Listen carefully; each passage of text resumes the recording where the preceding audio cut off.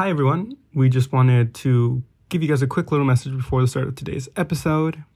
Now that we have a tiny bit of a platform, we feel the need to talk about things that we are passionate about besides Latina issues. We know that a lot of you have been following the news about what's been going on in Gaza. We at Hand Me Down Podcast stand in solidarity with the Palestinian civilians who are currently experiencing horrors, the likes of which no one, especially children, should experience. We want to do our part and try not to mention any media produced by Disney or any of its properties moving forward, in accordance with the boycott of the big three: Disney, McDonald's, and Starbucks. We have put resource links in our bio and in the description down below of how you can take action to support. Thank you, and enjoy today's episode.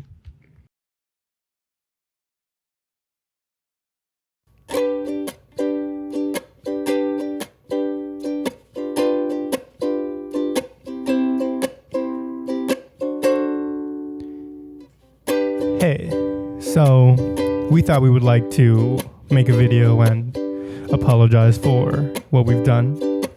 We didn't expect that video to blow up, and well, it kind of started a commotion in the comments, and we learned to add context to the clips. And well, I think what we really want to say is we like both films. Please, guys. Okay, let me fix my mic. That was good.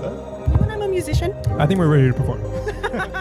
Hello, everybody, and welcome to another episode of Hand Me Down Podcast. We are your hosts. My name's Natalia. And I'm Alan. And that intro, if you didn't know, was a little parody on somebody that we do not support, and we just wanted to make that very clear right now from the beginning. We do not support that person. But if you know who that is, it just... But in reference to what that little cold open was, I don't know if Alan, you want to go into that? Yeah, so I mean, we've been doing this this is episode 8, so this would be the 8th week, or maybe even a little bit more because we took a week off, so maybe like the 9th week that we're doing this, and one of our clips finally went semi-viral. Right now it's about to hit 1 million. But it kind of the comments really started to become something that we didn't want them to. Yeah. It was definitely a divide that we didn't want to see, and we didn't intend for that to happen. And so we just kind of wanted to bring that up today. The very first thing that we brought up today in this episode is that, now that we are growing a platform, it's that we have a lot of responsibility, and with that responsibility, we have to be careful of what we say, and sometimes clips, if they're out of context, can be interpreted the wrong way. So a lot of people had very strong feelings about the clip, and a lot of those feelings are very valid. And at the same time, they were also not so nice, and there was a lot of fights that broke out in the comments. So we just kind of wanted to bring that up today. Yeah, we thought that one of our videos that to blow up would be a little bit more of a happier moment. Yeah. But even not just for us, but just seeing all that fighting that was happening in the comments, I was like, well, that's not what we wanted to do with our platform. We're it definitely was not where we intended to go in terms of, this show, the podcast, the episodes. We hope that the new listeners get to see that we try with all of our might to always create a safe space for Latino people. And the comment section was not a safe space. So yeah, I think that was the big part of it. It was not. It was not a safe space. So it did kind of put us kind of on high alert, and we just wanted to start off addressing that. And so going forward, we take this as a learning experience to go about the episodes with a lot more responsibility and respect in mind.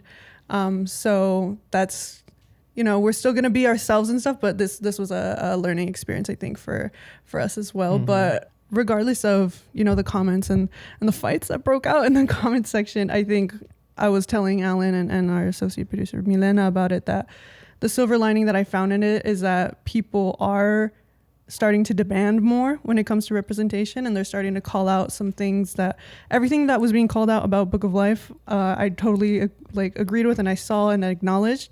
And I think it's important to call out things that when it comes to representation, and to no longer settle for scraps. And I think that comment section really showed that. But also a reminder, be kind. Be kind when you're talking to people.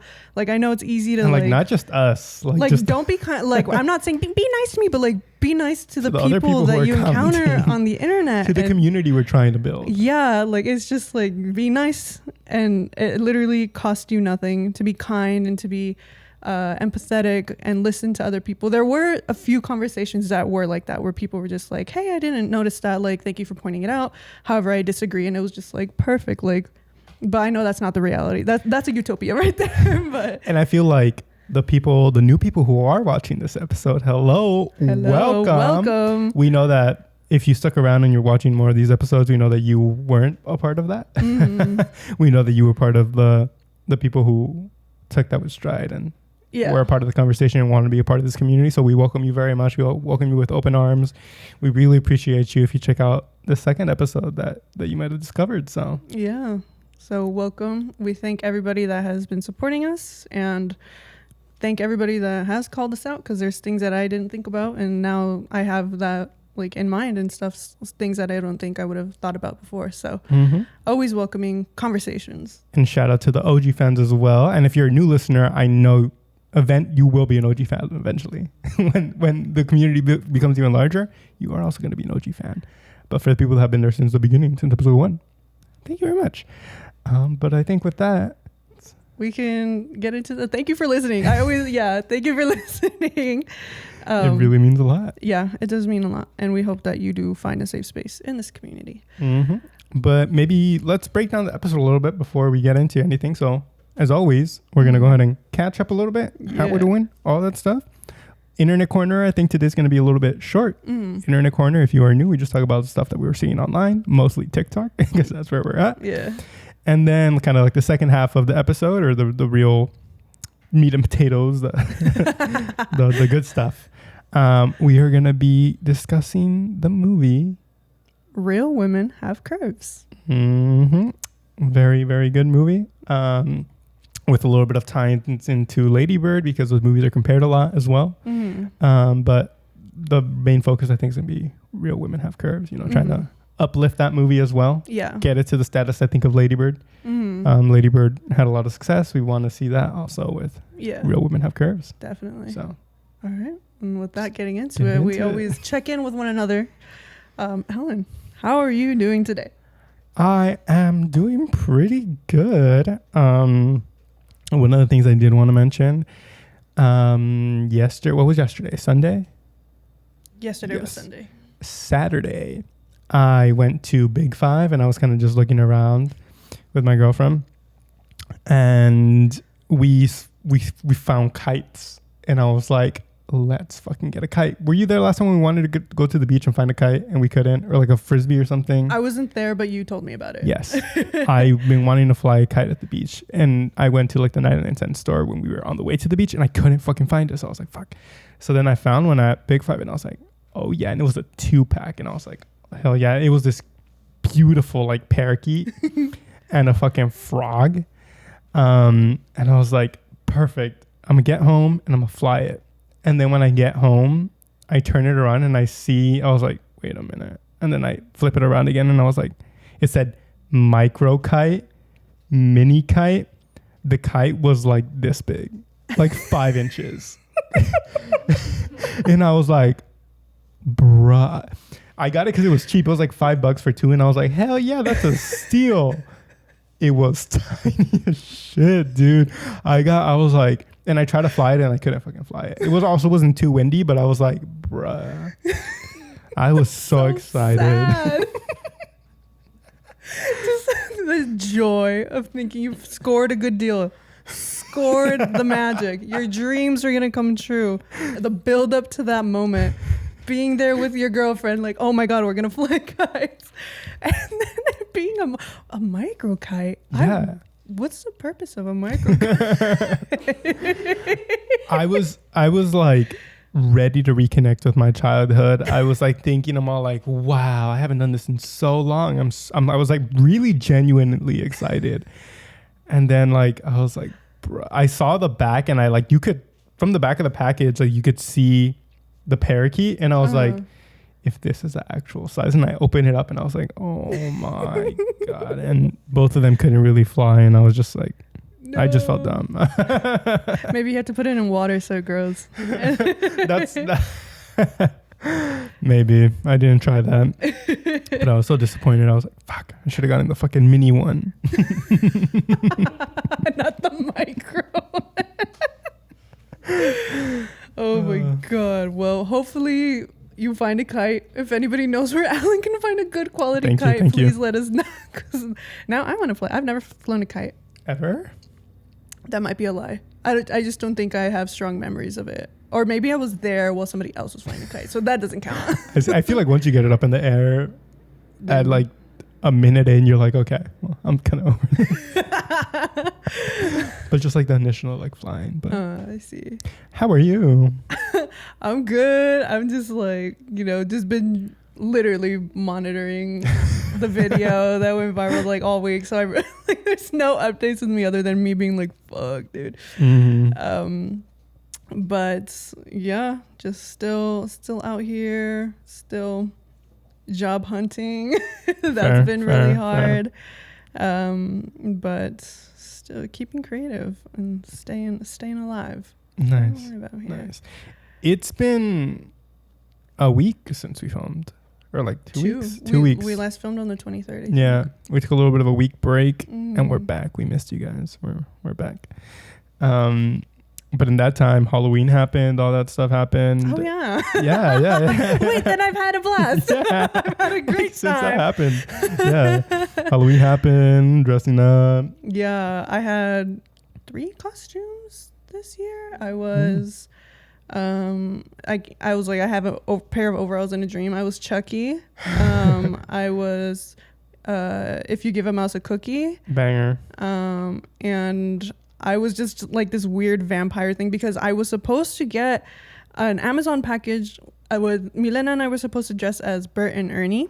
Mm-hmm. And we were so excited. I was like, dude, this is going to slay. Like, this is going to be the talk of the night at the party that we were going to go to. I got a jumbo rubber ducky. Like, I was like, dude, this is going to hit. And then like, oh, this is also on me. I can't really complain about it. I ordered the package too late. Sorry, guys. But it said that it was going to come October 30th. And then on October 30th, they sent me an email. They're like, okay, October 31st. And I was like, well, I was cutting it short. Like the party's tomorrow, or whatever the day of the party was. And then I get an email that was just like, well, it's running late. And, we don't know if you're going to get it. And I checked like the tracking thing. And the last update that I had is that it was in Texas. And it has not been updated since then. And I was like, are you guys okay? Like, what happened? Like, now I'm just curious, like, what happened? Right now?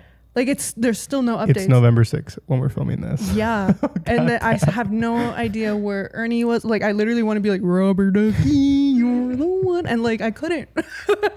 I couldn't be the talk of the town. I'm so sad. I'm so sad you got robbed of that next year. I really want to see that. Yeah. I mean, then and I were going to have, like, a pity photo shoot. Like... if we ever got it. Still hasn't gone here. We were gonna go all out. Right. But yeah, I mean, I guess it was just crazy for Halloween this year. But yeah, I totally forgot that Halloween happened like not too long ago. Yeah. Another thing, I think we both watched Five Nights at Freddy's separately, but on Halloween. Or you watched it on Halloween? Yeah. Oh shit. You watched it on Halloween too, right? Yeah. I didn't watch it in theaters. I watched it streaming. Oh, I see. Yeah. But what'd you think? Okay, disclaimer. I don't know anything about Five Nights at Freddy's, like the lore or anything, other than the fact that it was like kind of like a meme. Like the memes I knew. I didn't know the origins or anything like that. So I had fun. I thought it was fun. Before I watched it, I saw that there was a lot of, I guess, controversy online of just like people saying that it was really bad, that it was like they were very not satisfied with the movie. I heard the opposite. Really? I heard the fans really liked it, but the critics didn't like it. I heard that too. But maybe it was just happened to be following like 2 to 3 people that just really had strong feelings against it. Really Freddie heads. Like, I don't know. Like, I honestly have a parasocial relationship with these people. I don't know. What are Five Nights at Freddy's fans called? FNAFers? I don't know. I like that. Or. I thought it was fun. I know a little bit of the lore. I watched a couple of the videos when they were like first coming out. The game was popular. as any preteen or teenage boy does. And I thought it was, I don't know. I think I don't know. He said Five Nights for Freddy's is for boys. Just kidding. Well, I feel like it is popular amongst boys. I feel like, but yeah, with the girl Fred FNAFers. The girl gamer. Yeah, I guess it is like that. Yeah, but I mean, it seemed like once after we watched a movie, me and Milena and D'Angelo, who we want to go watch the movie with, we came and we like watched lore videos. So that I could understand what was happening, because I was like, guys, I'm gonna be really honest, I was confused, but I had a blast, but I was confused. And so we watched lore videos, and then it seemed like something that I would be interested in, so maybe I'll relive. It was fun. I just feel like it didn't not theme, tone wise, the tone wasn't consistent. It was like, okay, well, first of all, there was a lot of talking at the beginning, and then okay, now it's kind of a horror movie. Oh, but now they're friends. Oh, but it's kind of a horror movie again. It was like kind of all over the place in terms of like what I was supposed to feel. It was kind of camp. Like, not gonna lie. I feel like it might eventually be camp. Yeah. But I feel like if it was a lot more in the restaurant, it might be more camp. But I know that probably just wouldn't have been a good movie. One thing that I will say is that I loved that they used actual puppets. Yeah. Instead of CGI. I was like, yes. Yeah. I mean, small thing.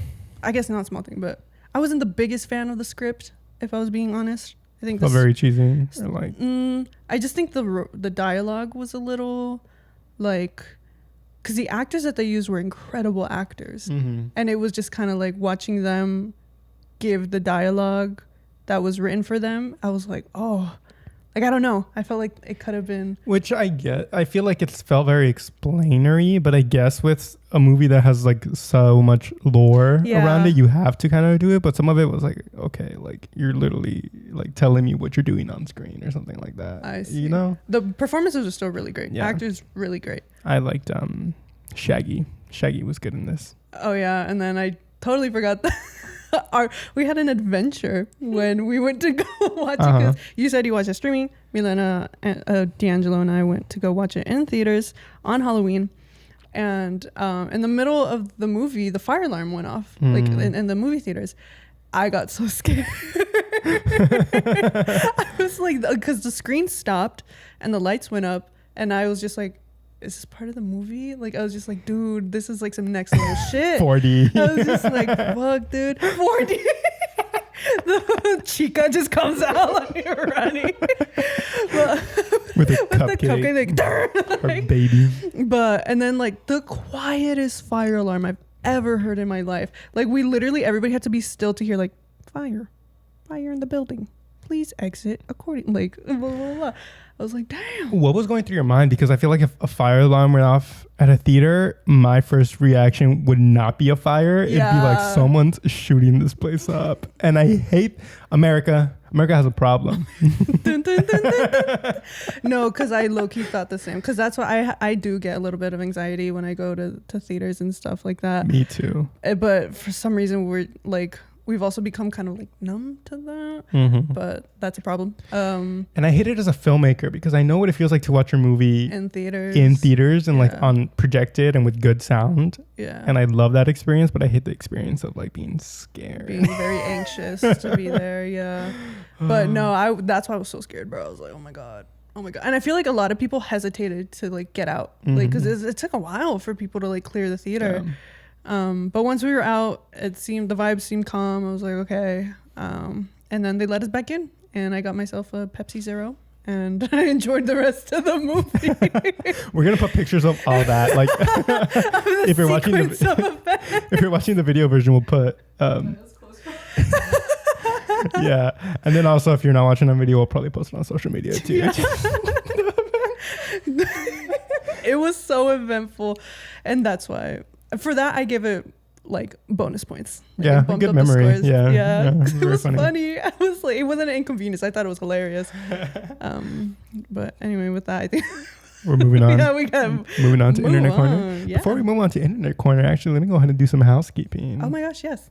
If you are listening on an audio platform, thank you very much for listening. Make sure to give us a 5 stars. Leave a good review. I saw that you could leave like actual textual comment reviews on Apple Podcasts. So go ahead and do that. It really helps a lot when people discover us. Me when I spill on myself. I'm so sorry. Okay, continue your housekeeping while I get cleaned up. And if you're listening to us on YouTube, watching us on YouTube, there, go ahead and give us a like, comment, and subscribe. Again, we love hearing from you. Anything that you might have to say. Don't be shy. Let's start a conversation. Again, we're still small enough where we can read all the comments on YouTube and go ahead and have a discussion. So we would really love that. And if you don't want to comment on YouTube, or if you're listening on audio, you can go ahead and comment on our social media platforms at Hand Me Down Pod. You can follow us on TikTok and Instagram, see some of the clips. If you miss an episode, that's fine. The best clips are going to be posted on our social media. So with that, thank you guys for listening. Again, we appreciate you guys so much. And let's get on with the episode. And be kind. Internet Corner, and I don't think it's going to be that long. With all the Halloween stuff that was kind of happening, this TikToker came on my For You page. His name is Joshua Harris, and he collects spirit animatronics. Like Spirit Halloween? Mm-hmm. Oh, I thought you meant like haunted animatronics. I was like, FNAF. He collects spirit animatronics. And you know, like it's a whole community who's like into spirit animatronics, like people who have like who make haunts in their house, like homemade haunts. Yeah. Oh, I love those. Like that's such a big community, and just like being introduced to it through him, I feel like I've always liked that. I don't know if you remember on Travel Channel, they would have like they would go to like haunts, like a little bit more professional, kind of like Halloween Horror Nights, but like of like in the middle of a stage or something like that. Yeah. And those would always intrigue me, watching what went into them. So like I've kind of always been a fan of that stuff. But just to see him, like, you know, he knows like all the lore of the machines and kind of like what the community thinks about the machines. Like this machine is really hated by like a lot of the collectors because this. Yeah.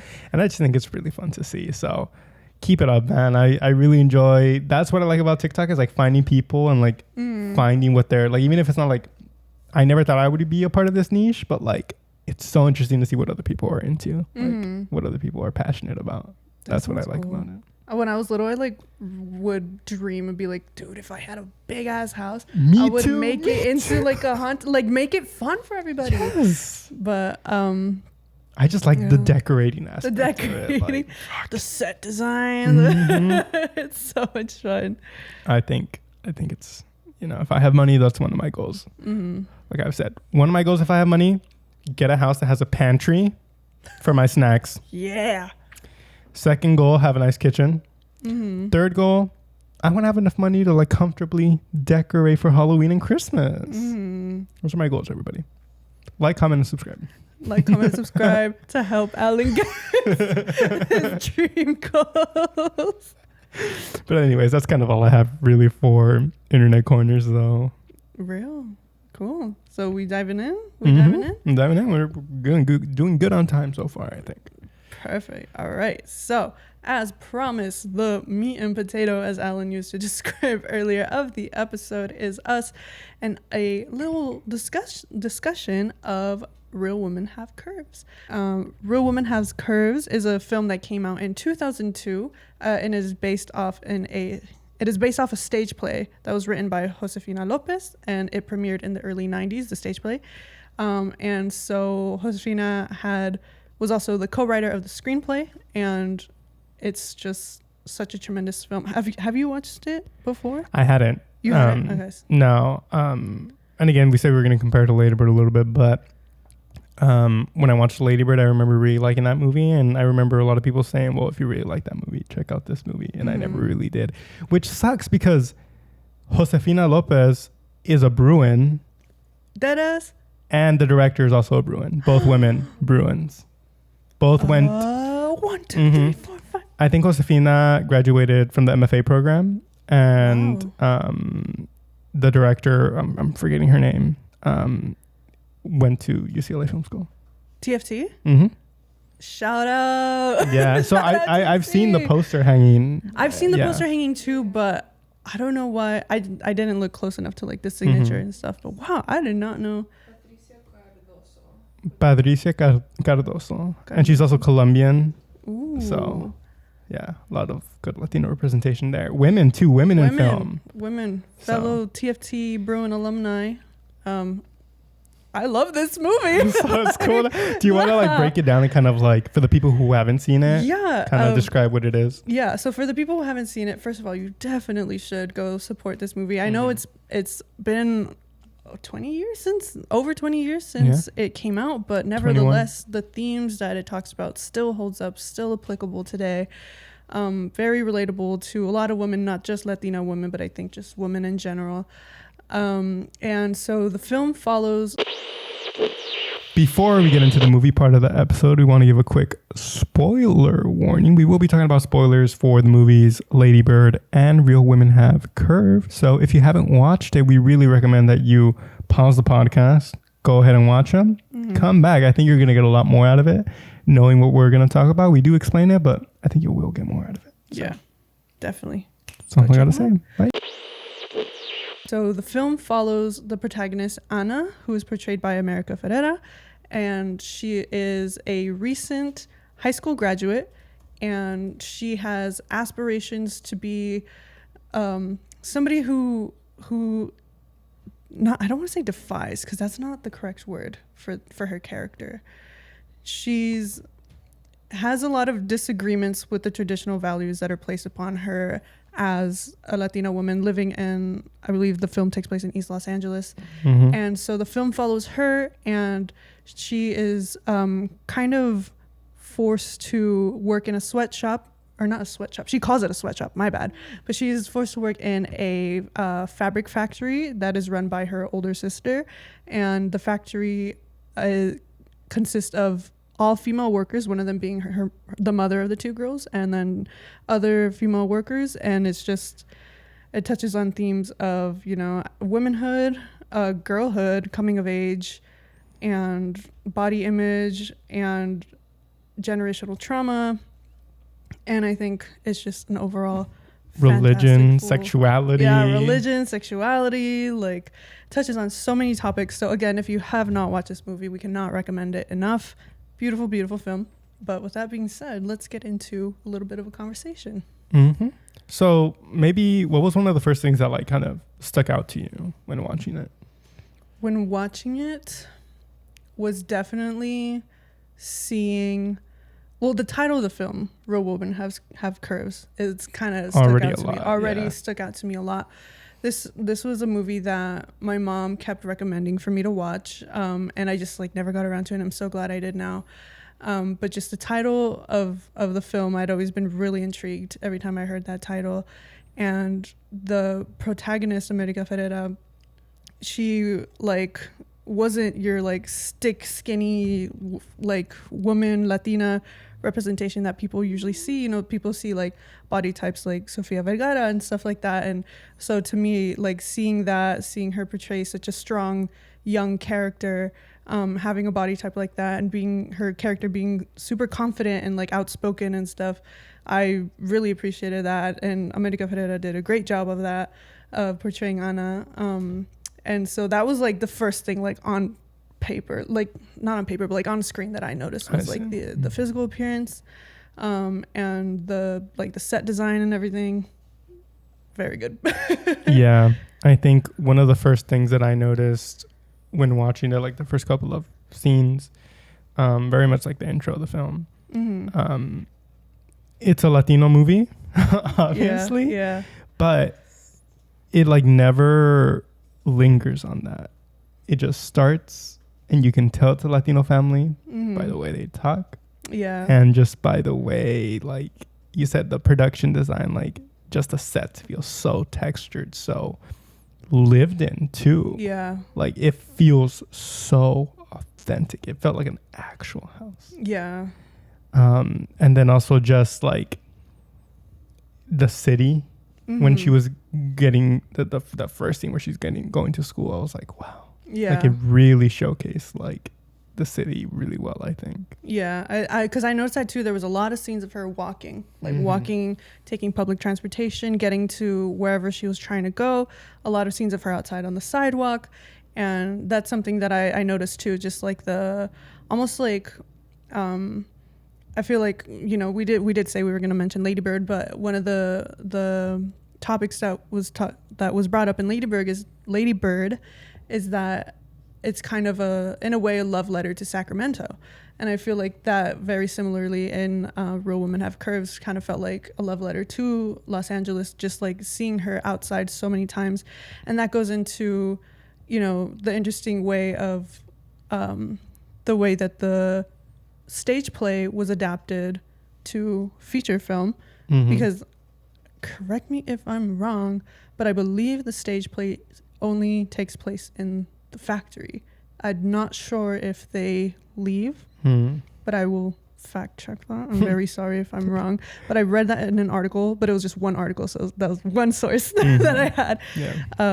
But that adaptation into feature screenplay, I think, worked in their favor of that. Like, we get to see Anna living in the environment that she's very much finding herself lost in, that so many people have these expectations of her, but also at the same time she loves it. Clearly she adores it. She adores her family. She adores where she's at, and at the same time wanting more and kind of like feeling that guilt.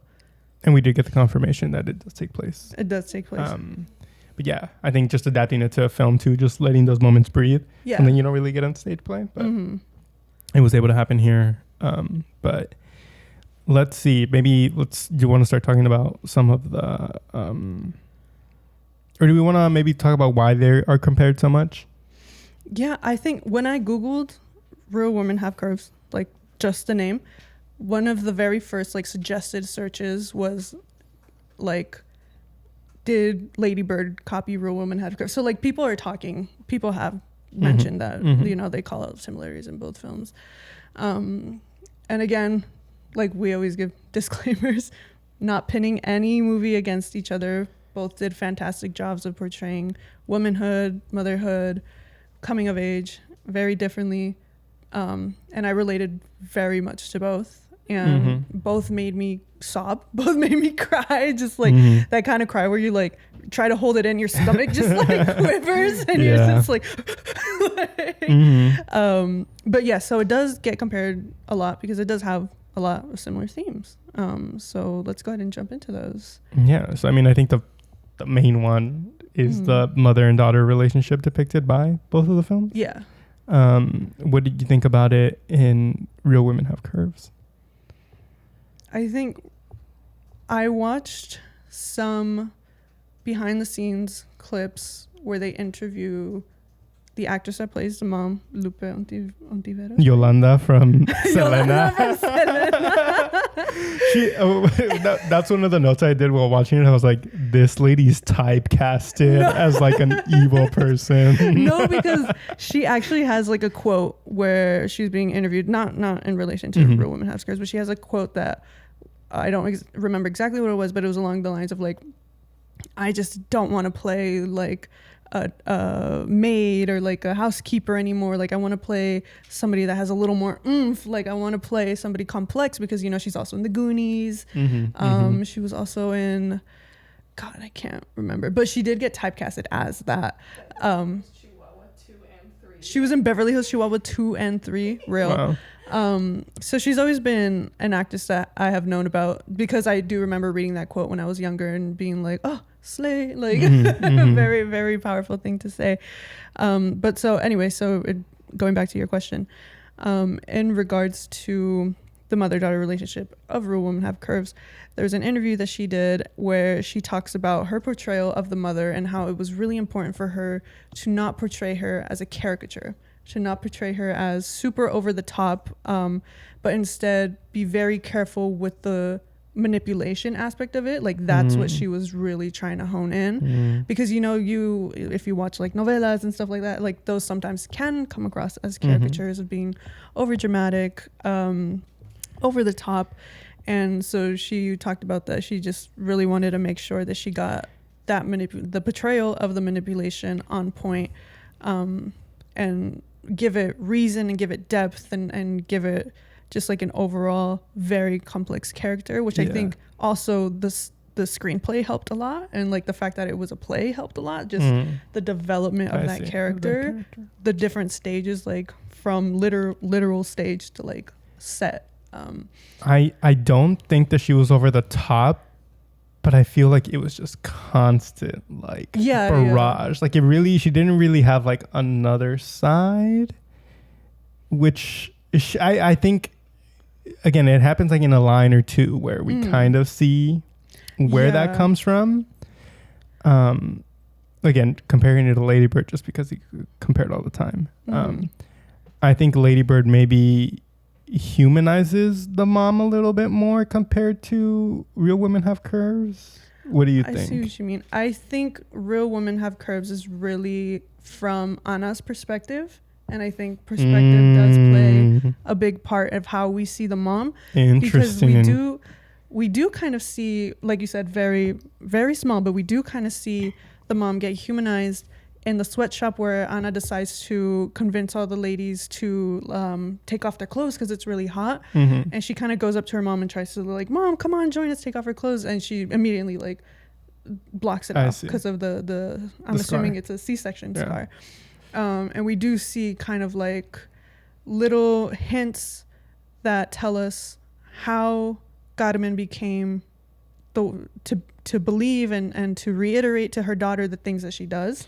I see. I do agree that we don't go into depth, but I think it's because it's a story about Anna and like Anna's character versus Lady Bird. We do get to see kind of both. That was one of the things I noticed, that like Real Women Have Curves was very Anna-centric and like kind of doing a lot of stuff on her own almost, while Lady Bird like tackled like a lot of things like that. The first love interest in Lady Bird, how he's gay, like that was just something else that it wasn't even kind of really related to Lady Bird, but they put that in there as like a little just to have like another message in there and kind of like really build the world of 2002. And I think both, I mean, from what I've heard and read online, Lady Bird is, I keep saying Lady Bird. Lady Bird.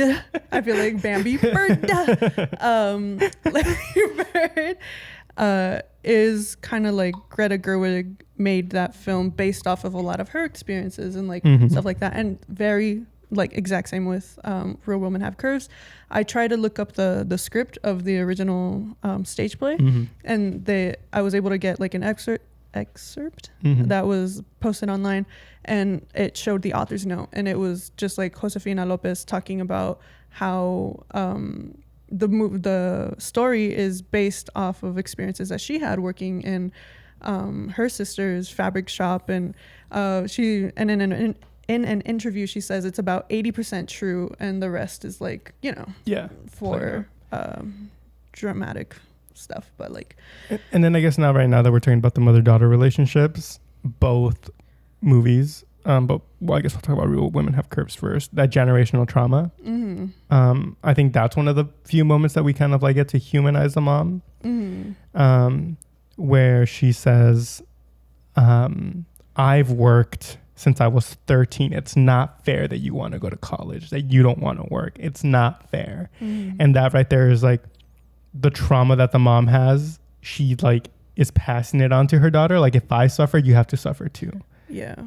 And Anna being, you know, second generation, first generation at school, but like second generation in the US. Is that how it works? I think she's first generation. She's first generation Mexican American. Well, I saw a video and they called her second generation, but like I always think of that first generation in terms of like first generation to go to college. Oh. Huh. I always thought it meant like born. I see. Born. Okay. Well, she's born here. She was one of Anna was born. Go. Just like having that, she knows she doesn't have to go through that, and she like pushes back.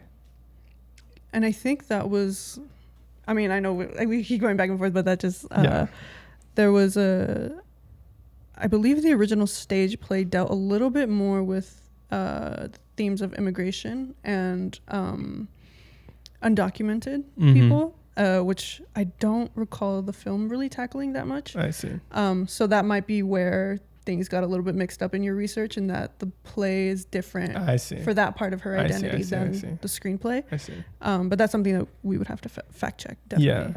And then in Lady Bird also the generational trauma where like the mom says like, or Lady Bird's like, don't you wish your mom wasn't like this? And then the mom goes like, my mom was an abusive alcoholic, so like you should be grateful. And it's just like, well, that doesn't justify you being like mean or like, you know, so just like inflicting like, still like she was hurt, so she's gonna hurt someone else. It's not as bad, but still bad. So that both have generational trauma themes. And definitely in Real Women Have Curves, you do see that aspect of Latino culture of matriarchy and kind of like the mother running the show, basically. Because, you know, there's this really sweet scene with Ana and her grandfather where he tells her a story about finding gold.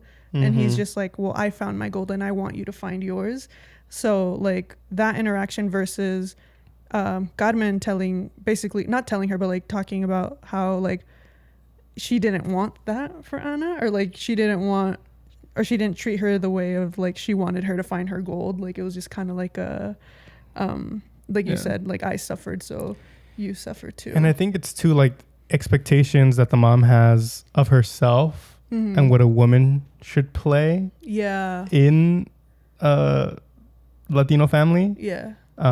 Trying to pass that on to like, no, this is what you should be because I was this. Like it was kind of forced. I feel like it might have been forced on the mom too. And she's trying to force it on to Ana too. And I think just Ana's character is so strong and outspoken, and I feel like that's why a lot of people related to her, of just like, you know, although she's so strong and outspoken, she's still so lost throughout the whole film, trying to figure out where she fits in, like in her family, in the city, and like if she fits in New York. She was talking about going to school in Colombia. And so she, like, I relate to her a lot because, like, I mean, we were talking about this before we started recording, but like I was always the one to bite back to older people and like not tolerate disrespect. And it's just like, you know, and you get a lot of like lash, especially when you're a young woman. Like people come back and they're just like, no, like, and hearing a lot of calladita te ves más bonita growing up and just like really being super against that. So I related to Ana a lot, and that I was just like, no, I'm gonna bite back. And we do kind of see that attitude kind of like be a little bit of a detriment to her when she's trying to help Estela get the advance and the thing, and she like talks shit about the lady. It's like this just isn't right, like pointing out the stuff that like they deal with. It's like you don't have to deal with that. And then Estela was just like, why can't you just keep your mouth shut? Like but her outspokenness, I think, is very commendable. And I know that I can't speak on womanhood a lot, and I know that this film also speaks a lot, but also just from me seeing the things that happen in a lot of Latino families. I think it does tackle womanhood a lot. One of the lines that really stood out to me, or like one of the things that really stood out to me, is when the mom thinks that she's pregnant and then she like finds out that she's not. And she kind of just has this crisis. She's just like, I'm no longer a woman because I can't bear children. Like that's like kind of what I'm only good for. And I'm just like, oh. Yeah, dude. And that, that idea gets placed upon Latina women so much, of just like, you know, you have machismo and then you have marianismo, which is like same thing but for women, kind of like, of just like, you know, you as a woman are supposed to be this matriarchal character, and what does that consist of? It consists of like bearing the children, and like you know, you have the gift of God and you should be so grateful to use it. And it's just like, oh, like we should do a different episode of Marianismo, because I feel like I have a lot to say about that. But definitely just like tying your womanhood to the ability to have babies and the ability to attract a man and have a husband. Yeah, that goes in hand with like why she was body shaming. Yeah, just Anna like so that was the root of it. So much. Like, definitely marianismo was the root of it. Mm-hmm. Of just like body shaming her, constantly telling her like, "Oh, man's not gonna love you that way," and like at one point Anna tells her like, well, you have a bigger body too, like why is it just me? And she's like, I'm married already. And it's like that conversation was crazy. And also like the mom really like with the Santos like so that her daughters could find a man. Yeah. And she gives up on Elena. Estela. Yeah. But yeah, I mean, I don't know what other points. Leaving home and hashtag / feeling that guilt. Yeah. I think that was one of a line that like really sticks out. I think George Lopez says it, trigger warning, in this movie. Mr. Electricidad. When she gets into Colombia and George Lopez tries to convince, or the teacher, he tries to convince the parents to like let her go. What a great line. He's like, you guys moved to a different country to have a better life, and you don't want her to move still in the same country, but just like across the country, like so she could have a better life. Like when he put it that way, I was like, damn. Yeah, that's so true. And it just that one really hit me. I was like, that's true. Yeah. And it just like the whole time, like, you know, I mentioned at the beginning of the podcast, like my mom having recommended me this movie, the whole time I was just thinking of my mom. I was like, oh dude, she was just a little girl once too. Like just being like, fuck dude. And just like, you know, having to like in order for her to be educated, she kind of had to do it all by herself and like you know, do the community college route first, work, save up enough money, and then go to university, and just like doing all these things by herself. And on top of that, like all her siblings too. And I was just like, Mom, I know she watches this too. Mom. Cute. Ellie. But yeah, I think Lady Bird also tackles that kind of leaving home and guilt, both on the mom's side that they don't want their daughters to leave. Yeah.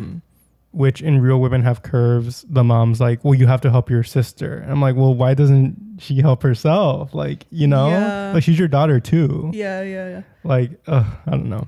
But that guilt of leaving the family was something that I think, I mean, I wanted to go to UCLA and stay local, but like, I know that if maybe I wanted to leave, it might have been like a conversation to also have of like trying to convince my parents to be like, I'll be fine. Like, yeah. And that was like with my experience moving from Northern California to Southern California.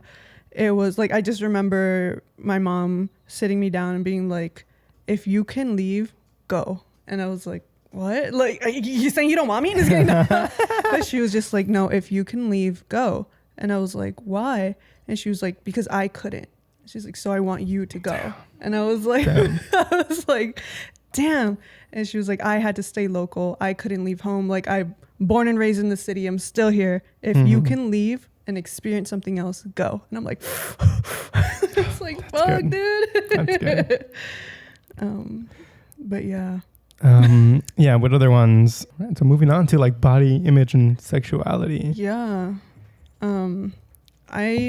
Again, going back to the title, Real Women Have Curves. I adore that title with all of my heart. I think it's something that's so true. And I especially love kind of like, I learned the double entendre in our one podcast, in our first podcast episode, but kind of like the double meaning of it. And it's not really something that I realized until I was doing research for this episode. There was interviews with the cast of the film and the cast of like the 20th anniversary play performance. And both of them talked about like, well, yeah, real women have curves like physically, like body wise, but also real women have curves in that specifically like Anna's character, and which a lot of people can relate to, is just like she's kind of a bit of a curveball of just like she's very different, she's very outspoken, And that conversation is brought up in the fabric shop when they're gossiping about I don't remember her name, but the girl that went to Mexico to get married. And then they're talking about virginity, and Anna mentions like, why is virginity the only thing that matters? Like, a woman has thoughts and this and that. And the mom literally goes, thoughts? Like kind of like, oh, this is such a bizarre concept for you to be thinking about. And I think that's where the title like really comes into, like, real women do have like all these super, like, these complexities. And it's so important to have films like this that were once theatrical plays, but also screenplays, both art forms so dominated by men. Like, literally, origins of theater, like, men played women's parts, and it's just like having this play be an all-female cast, like, in the play, and then the women, in the screenplay, having it be a majority female cast, like, very, very important representation for us. And just the fact that they're Latina too, I was like, yes. I think it shows how far we've come. I feel like if this movie would have come out today, it would have been like, I feel like, because people want that a lot, or like, I feel like people wanted it back then, but they just didn't expect it.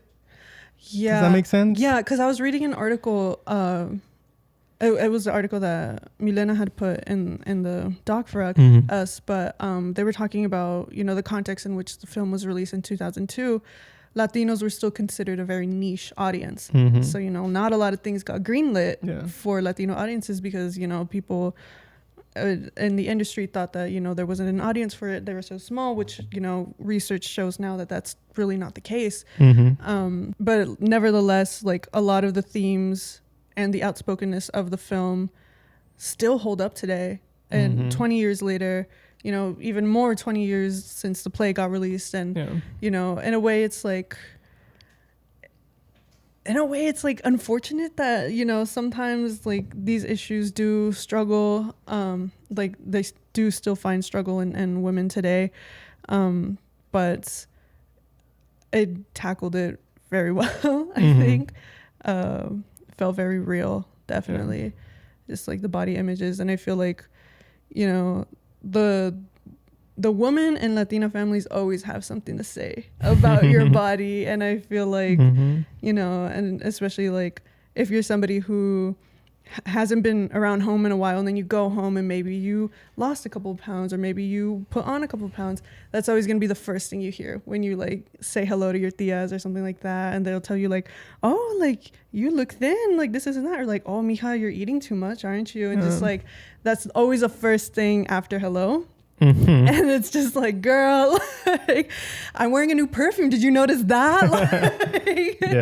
But just like not just in families too. I feel like in the workspace too. I feel like I also had like some of the señoras would like comment on my weight, and like they were never ill-intended, but it was just always just like, that was interesting that you felt okay to say that. Like you felt okay to say that. But and it's just like, weight has always been like a topic. Like sometimes it's just like a term of endearment as well. Like, like so when my mom's like cuddling me, she's just like, oh, mi gordita and stuff like that. And I'm like, like that I don't mind. But like a lot of Latinos, and I guess I was like specifically Mexicans, always have nicknames that are based off of physical appearances. Like, you're speaking to a flaco right I was here. about to say, I was like, that, and I see a lot of TikToks of people that aren't letting their parents do that to their kids. Like, don't, like, if you're going to give my kid a nickname, don't give him a nickname that is based off of physical appearance. And I feel like that's going to cause controversy in the comments if it's a clip. But definitely, yeah, just like being more aware of that. And, like, although it's a term of endearment, it still can sting sometimes. And just like, that's like, if somebody tells you like, hey, that stings, like, apologize and say, sorry, I didn't mean to do that. And then don't do that again. And don't just like try to combat that by being like, no, I'm trying to be like, this is how I love you. Like, this is how I show love. I'm like, well, I'm telling you, like, it's not how I feel loved. That's not how I feel loved. Yeah. It's not how I feel loved. Yeah. One maybe last thing, we're reaching towards the end, and I think we will talk about Lady Bird a little bit towards the end, just like mention some things. But another thing I want to get your thoughts on is the sister dynamic in Real Women Have Curves. What did you think about that? Yeah, it took me a while to realize that was a sister. I think because like you said, the mom being so hard on Ana and being like, oh, you have to help Estela, but like not demanding the same from Estela to be helpful to Ana. But I think that point does kind of get addressed in the film, where the mom says a line like, oh, I already like Estela, it's too late. Now I have to worry about Ana. But anyway, that doesn't have to do with sister dynamic. So sister dynamic. One of the things that I noticed, or that I think might be play into it, is that Estela is the older sister. So she still might have, although she also did grow up in the US and still did the same things, I feel like a lot of the thoughts that the mom has still penetrate a little bit more because she's the oldest daughter. Which is why she goes into the factory work and kind of like what she knows. And she might have seen her parents go through a little bit more than what Ana saw. So I think that all that stuff, which the same thing that Ana got is probably the same thing that she got. I think it sits with her a little bit more, like penetrates a little bit deeper and, in her head. Yeah. And I feel like that is very older sister dynamic in that, because like Estela, she wouldn't be quiet when the mom was telling these things to Ana, but she would roll her eyes, or she would just be like kind of like an indication that I've been there, done that, you know. I've went through the same thing, and I think Ana being younger, or like being the younger sibling, like, I don't know what the psychology about it is, like, about that is, but it's like, for some reason, like, younger siblings, like, they always tend to be a little bit more outspoken, I think, than the older sibling. Like, like, I always talk about being a middle child and how I'm so middle child coded. And it's just like, I don't know what it is about being, like, the second or third born in your family and just being a large fraction more outspoken than like your oldest sibling, or because you're the oldest and you have and my brother is a lot more outspoken. Like I don't know what it is. I feel like maybe it's I feel like the older sibling does push back, but they kind of grew up like not knowing how much to push back and still be okay. I get it. But the younger sibling is like, well, if he's pushing back this much, I can push it back a little bit more. They feel it out a little bit better. You get me? That's what I thought. Now that I'm thinking about it, I was a very observant child, and I think that like definitely observing like how even if it's little moments. Like how far can you go before you get scolded for it, you get in trouble. And growing up seeing that, so I think that's maybe what it is. But is there anything else you want to say about Real Women Have Curves? And we'll probably go back a little bit when we talk about Lady Bird, but... Is there anything else? I do. I was so scared she was going to get pregnant. Was that just a concern that I had? I was so scared. I don't know why I didn't think about... Because she got condoms. Yes. So I think that's why that wasn't But like really even before, I feel like they were setting up that she was going to start being sexually active. And I was like... Just like in my head, like story wise, like the mom having to like deal with that, you get me? Like that'd be interesting to see, I think, or like because the mom was just so against like not getting pregnant, like she would always bring it up. That's what I thought was gonna happen. That's weird. That didn't cross my mind. And I feel like I was so scared. Like I was so scared.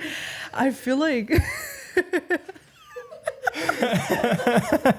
it might have just had to do with like, once I started watching the film, once I started to get into like the viewing experience of the film, kind of knowing that it wasn't going to take that route. I think I kind of like trusted that it wasn't going to deal with that part of womanhood because it was already commenting so much about Marianismo and like pregnancy and stuff like that. So I think I feel like I should have had that thought that like she might get pregnant or that there would be I was really hoping not to, because I was like, it would be a lot. At the same thought, I would be like, fuck, it's a lot. But I feel like little clues or little hints. I was like, oh, fuck, I feel like it might happen though. Like maybe it was they intentionally let us. Maybe because even when she was like, bye, I need to talk to you, and I was like, this better be about college. Anna, this better be about college.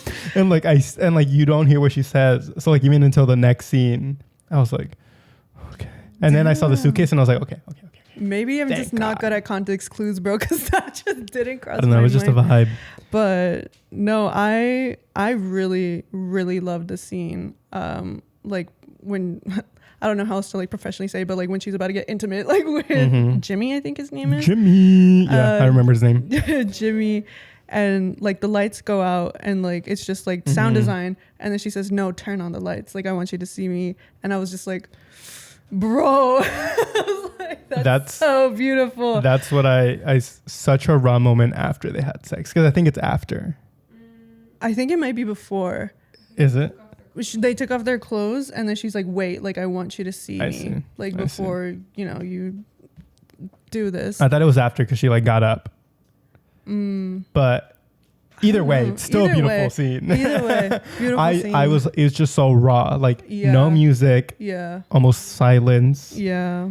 Taking that moment in. Yeah, taking that moment in and just like growing confidence and just like I have to give it up for Anna because like constantly being picked on for your body, constantly being told, that you're too big or you're not pretty enough. And then she still bites back and she's still like, well, this is my body. And if like, I don't want to live for other people's expectations of me. Because like, I think at one point she says, fuck that. Or like she uses a curse word and her mom's like, oh my God, who told you how to live? And just like, oh, such a beautiful film. That was a beautiful scene. Such a beautiful film. I watched it with my girlfriend and she pointed out that after that they had sex, she looked at like white roses for a while, or like kind of sat on that. I don't know what you think. I thought it's like purity. White is purity, and then like flowers is like like. I didn't notice that, but that can. I feel like that's usually what white, like nature, like kind of symbolizes, and like losing that innocence or that pureness. Yeah, that pureness. But it can still be beautiful. Yeah. Oh, real.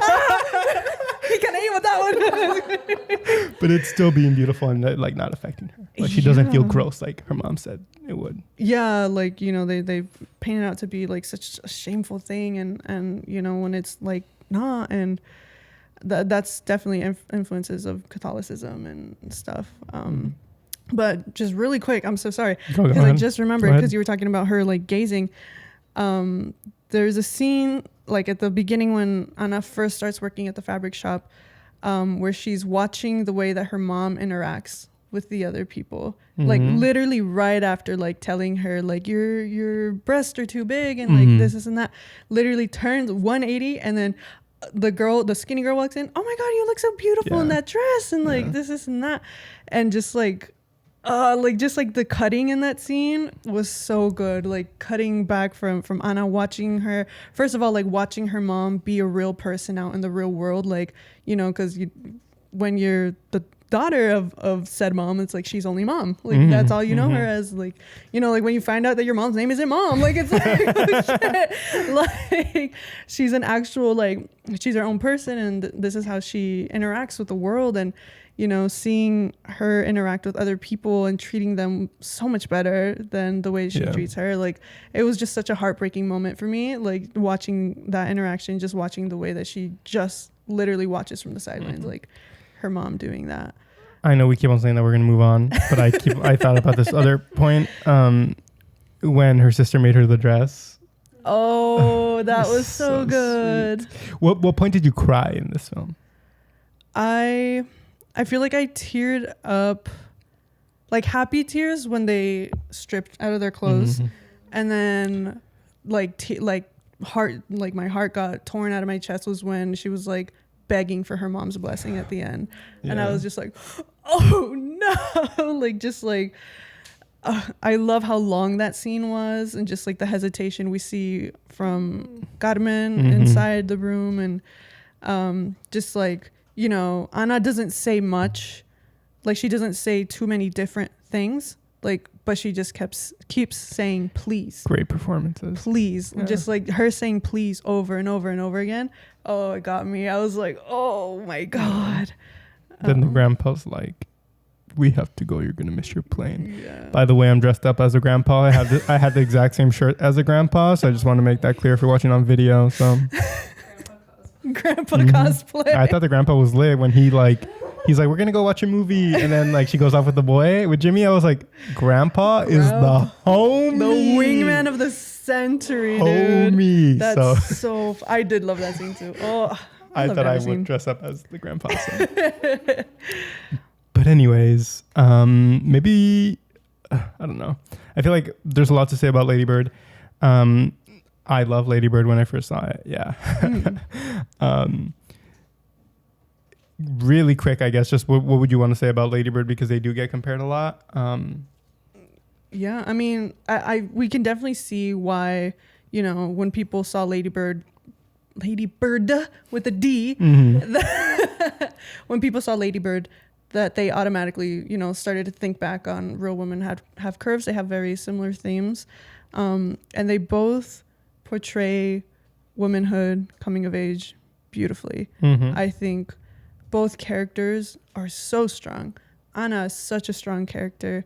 Lady Bird is such a strong character. They're both very outspoken, very witty too, I think. And, it was just so much fun getting to watch both characters be so lost throughout the script and just like find their identity and where they belong throughout the script while dealing with the themes of, womanhood, sexuality, friendship. I mean, I guess Lady Bird is more friendship than Real Women Have Curves, but what did you think?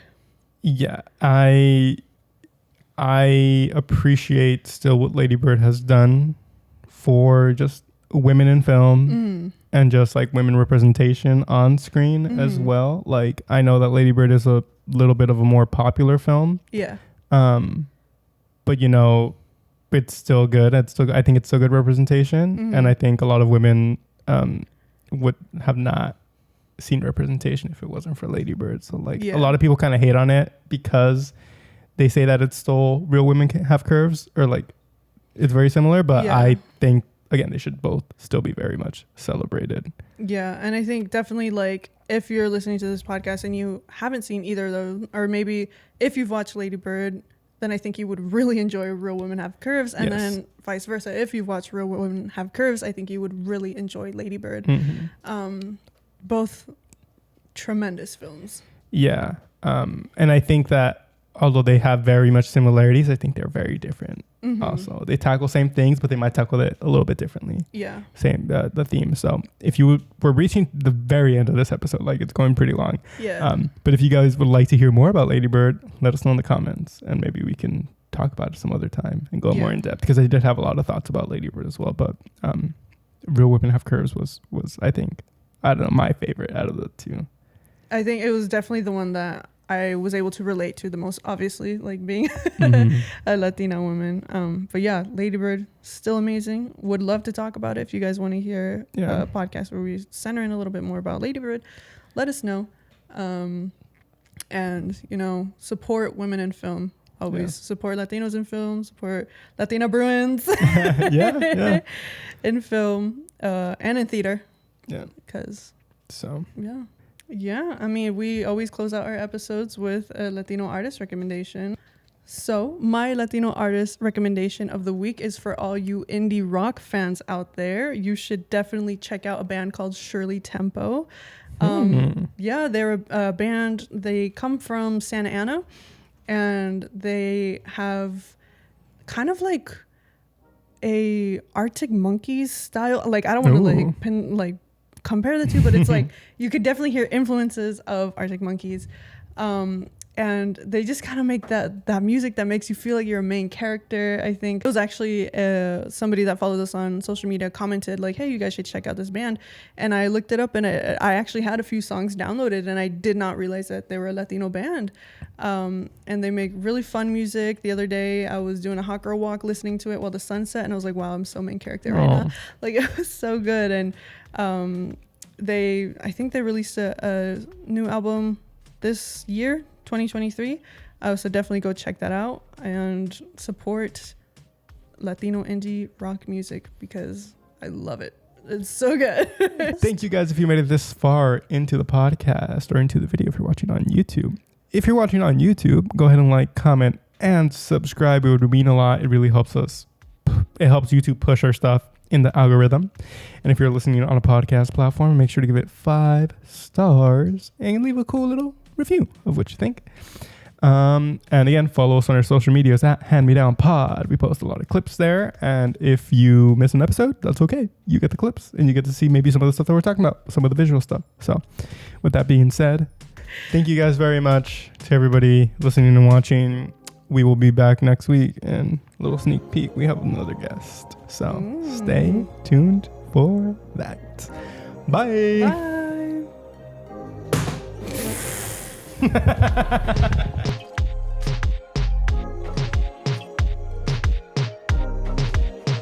The Hand Me Down podcast is produced and hosted by Natalia Delgado and Alan Gallardo. This episode was edited by Alan Gallardo, and the social media clips are edited by Natalia Delgado. And I'm the associate producer, Milena Ortega. We'll see you next week.